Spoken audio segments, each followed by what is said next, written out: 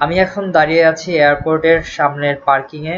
আপনারা এখানে দেখতে পাচ্ছেন অল্প কিছু রাবিশ পড়ে আছে। অল্প ওয়ার্ডটা ইউজ করার কারণ হলো এরপরে আমি আপনাদের আরো অনেক অনেক রাবিশ দেখাবো।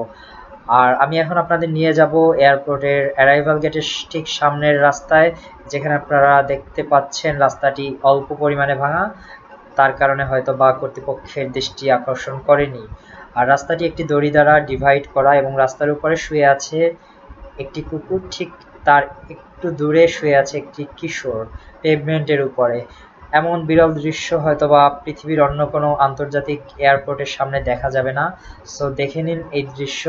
বাংলাদেশের আন্তর্জাতিক বিমানবন্দরের সামনে একটি কিশোর এবং একটি কুকুর 10 হাত দূরত্বের মধ্যে শুয়ে আছে রাস্তার উপরে এবং পেভমেন্টের উপরে। এখানে দেখতে পাচ্ছি একটি কলার ছোলা ফেলে রাখা হয়েছে। আমি সরিয়ে দেওয়ার চেষ্টা করলাম কেউ যেন পা পিছলে পড়ে না যায় তার জন্য। আমি এখন আছি এয়ারপোর্টের অ্যারাইভাল টার্মিনালের ঠিক সামনের কনকোর্সে। এখানে আপনারা দেখতে পাচ্ছেন কি পরিমাণ রাবিশ পড়ে আছে, যদিও এটাও খুব অল্প পরিমাণের রাবিশ। এরপরে দেখতে পাবেন সামনে যত কিছু আসবে তা বেশি বেশি আসবে। এখন আমি যাচ্ছি ঠিক এয়ারপোর্টের একটি ইনফরমেশন সেন্টারের সামনে ডান পাশে যে গ্লাসের, অ্যাকচুয়ালি ভিডিওটি পুরোপুরি ওই দৃশ্যটি ক্যাপচার করতে পারিনি। আই মিন ইনফরমেশন সেন্টারটি যেটা এখন গ্লাসে দেখতে পাচ্ছেন, গ্লাস দিয়ে ঢাকা, আই মিন গ্লাস দিয়ে চারপাশ দিয়ে কভার করা, এটা হলো ইনফরমেশন সেন্টার। আমি একটু পরে আপনাদের ওখানে নিয়ে যাব, তার আগে আমি দেখাচ্ছি এখানে আরো কত রাবিশ আছে। দেখুন আপনারা পার্কিং এর উপরে কি পরিমাণ রাবিশ জমে আছে। আমি এগিয়ে যাচ্ছি, আপনারাও আমার সাথে এগিয়ে চলুন রাবিশ দেখার জন্য। অনেক রাবিশ, আমরা হয়তো বা চেষ্টা করলে এই রাবিশ এক্সপোর্ট করতে পারি।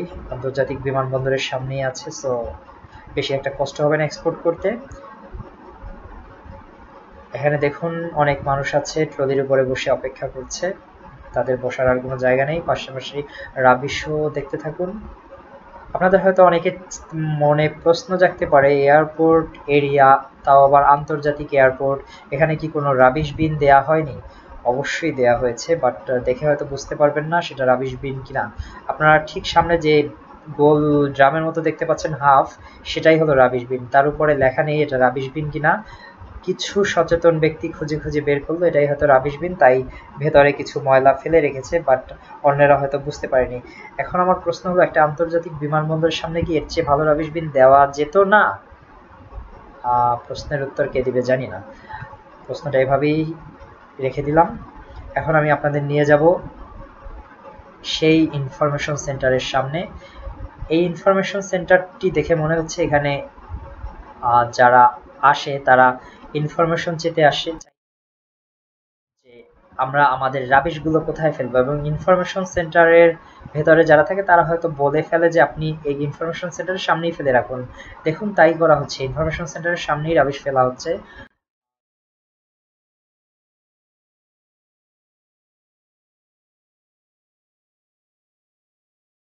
এখানে দেখুন স্টেয়ার্স এর উপরে প্লাস্টিক পড়ে আছে, হয়তোবা প্লাস্টিকটা ইউজ করা হয়েছিল বসার জন্য, কারণ এখানে বসার সুব্যবস্থা নাই। আমি এখন আপনাদের নিয়ে যাচ্ছি এতক্ষণ যে পথে ছিলাম তার উল্টো দিকে। এখানে স্টিল আপনারা দেখতে পাচ্ছেন পার্কিং এ রাবিশ। এখানে আপনার দৃষ্টি যত দূরে যাবে তত দূরেই আপনি রাবিশ দেখতে পাবেন।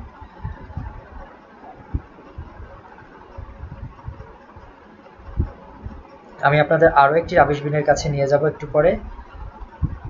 তার আগে আপনাদের রিকোয়েস্ট করছি, এই ভিডিওটাই শেষ ভিডিও না, এয়ারপোর্টের ভিডিওগুলোর মধ্যে আরও ভিডিও আছে। সো আপনারা কাইন্ডলি সাবস্ক্রাইব করেন আমার চ্যানেলটি এবং আরও ভিডিও পাবেন, দেখতে থাকুন এবং শেয়ার করুন জনসচেতনতা বাড়ানোর জন্য এবং এগুলোকে চেঞ্জ করার জন্য। এগুলো বলতে যা বোঝাচ্ছি, আমাদের যে পরিবেশ তৈরি হয়েছে এয়ারপোর্টের সেই পরিবেশ। আমি এখন সেই অর্ধেক ড্রামের বাকি অর্ধেক খোঁজার জন্য চেষ্টা করলাম এবং পেয়ে গেলাম। এখানে দেখুন বাকি অর্ধেক ড্রামের এখানে যেটা রাবিশ বিন হিসেবে ইউজ করা হচ্ছে, তার পাশে মানুষ ময়লা ফেলে রেখেছে, বাট ওটা বুঝতে পারছেন। একজন লোককে দেখছেন সিগারেট জ্বলন্ত ফেলে রাখলো ওখানে, আর সেই রাবিশ বিন যার উপরে লেখা নেই এটা রাবিশ বিন কিনা। So thanks for watching and please subscribe and get more videos.